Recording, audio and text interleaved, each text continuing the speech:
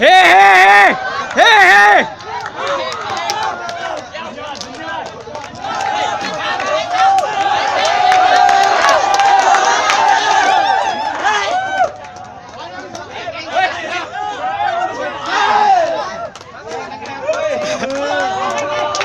กูลงคลิปอย่าว่าคนตีกันเด้อ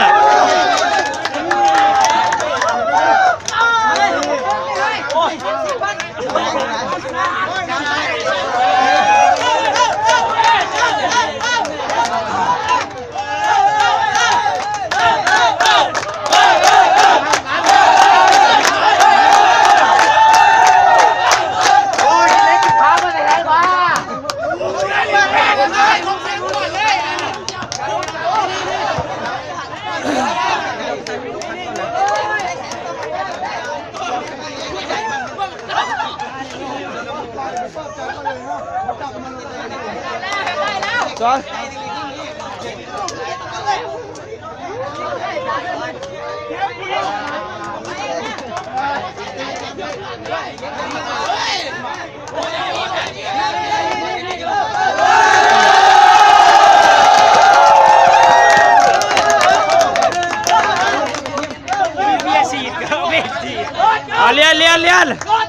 เรียน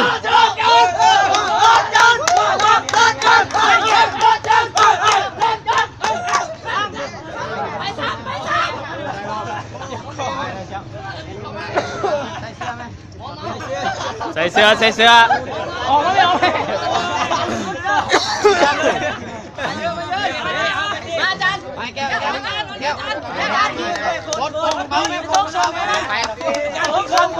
จับวิดีโอเนี่ย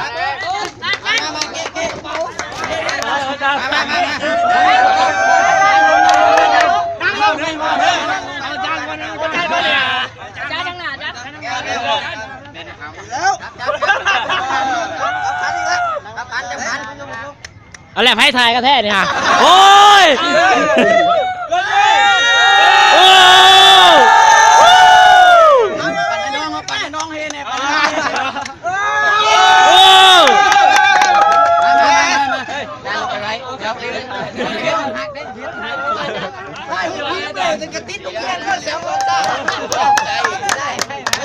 นักข่าวสัมภาษณ์ที่คุณ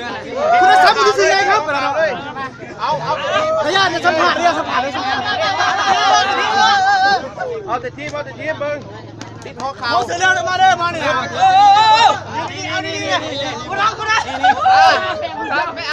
เอาไปออกช่องฟิตเลยมือแรกนี่เย็นแท้เด็กหล่อเลิศชูวัดแชมป์เรียบร้อย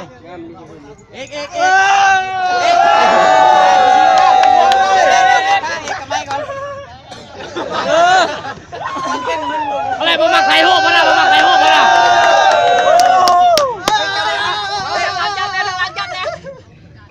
สิบอกได้ปฏิหารว่าอะไรสู้ก็มึงซื้อกันได้สนาแล้ว